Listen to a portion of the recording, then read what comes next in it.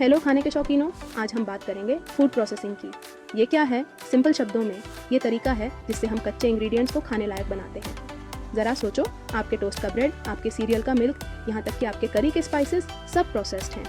Food processing हमारी ज़िंदगी आसान बनाता है। इससे खाना ज़्यादा टाइम तक फ्रेश रहता है, वेस्ट कम होता है। इमेजिन करो, रेफ्रिजरेटर्स या डिब्बा बंद चीज़ें ना होती तो क्या होता?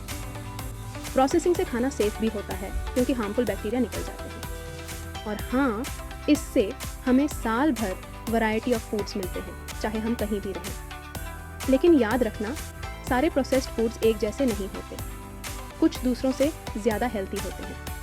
चलिए मेरे साथ एक्सप्लोर करते हैं सबसे पुराने और कॉमन तरीकों में से एक को, कैनिंग। कैनिंग, मुझे यकीन है कि आपको कैनिंग के बारे में यह नहीं पता था। कैनिंग एक प्रिजर्वेशन मेथड है जिसमें खाने को एक स्पेसिफिक तापमान पर गर्म करके माइक्रो ऑर्गेनिजम्स और एंजाइम्स को नष्ट किया जाता है जो खाने को खराब करते हैं, और फिर उसे एयरटाइट कंटेनर्स में सील कर दिया जाता है। कैनिंग का उपयोग खाने की शेल्फ लाइफ बढ़ाने के लिए किया जाता है, जिससे यह बिना रेफ्रिजरेशन के महीनों या कभी कभी सालों तक सुरक्षित रहता है।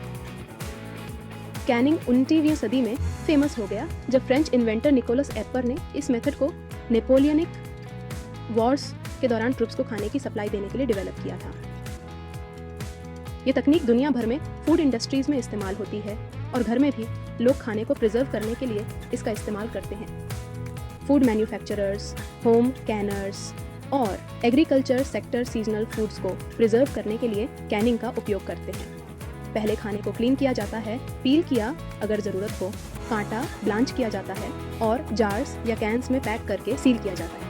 फिर कंटेनर्स को 240 डिग्री फ़ारेनहाइट यानी 116 डिग्री सेल्सियस और 250 डिग्री फ़ारेनहाइट यानी 129 डिग्री सेल्सियस के बीच तापमान पर फूड के टाइप के हिसाब से स्टरलाइज किया जाता है। फाइनली सील्ड कंटेनर्स को ठंडा करके स्टोर कर लिया जाता है। ये सदियों से चला आ रहा है खाना प्रिजर्व करने का एक ट्राइड एंड टेस्टेड तरीका। हम बात कर रहे हैं फ्रूट्स, वेजिटेबल्स, सूप, सॉसेस की। आप बोलो और हम उसे कैन कर देंगे। ये प्रोसेस बहुत ही इंटरेस्टिंग है। सबसे पहले फ्रेश इंग्रेडिएंट्स को धोया जाता है, काटा जाता है और तैयार किया जाता है। फिर उन्हें एयरटाइट कैंस में सील कर दिया जाता है। आखिर में कैंस को हाई टेम्परेचर्स पर हीट किया जाता है ताकि सारे बैक्टीरिया मर जाएं और एक वैक्यूम सील बन जाए। इससे फ्रेशनेस और फ्लेवर महीनों तक, यहाँ तक कि सालों तक लॉक रहता है। ज़रा सोचो हमारे एंसेस्टर्स के बारे में जो अपनी समर हार्वेस्ट्स को प्रिजर्व करते थे ताकि साल भर एंजॉय कर सकें। कैनिंग ने तो गेम ही बदल दी थी और ये आज भी बहुत यूजफुल है। ये हमें convenient shelf stable food options देता है।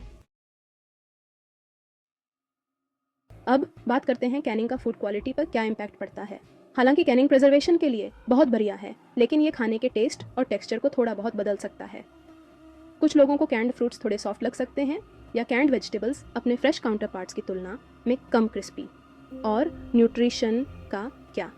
हीटिंग प्रोसेस की वजह से कुछ न्यूट्रिएंट्स की कमी हो सकती है, खासकर वाटर सॉल्युबल विटामिन्स जैसे कि विटामिन सी।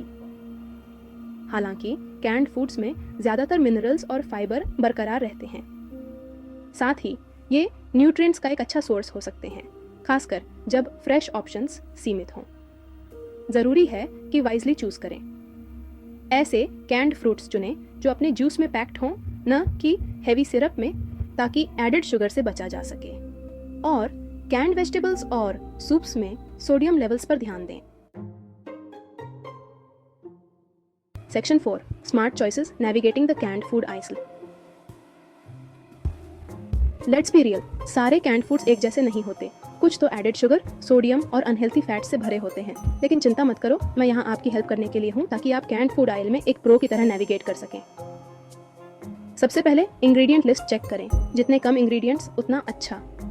ऐसे वर्ड्स देखें जिन्हें आप पहचानते हों और आर्टिफिशियल फ्लेवर्स, कलर्स और प्रिजर्वेटिव्स से बचें। अगला, न्यूट्रिशन लेबल्स कंपेयर करें।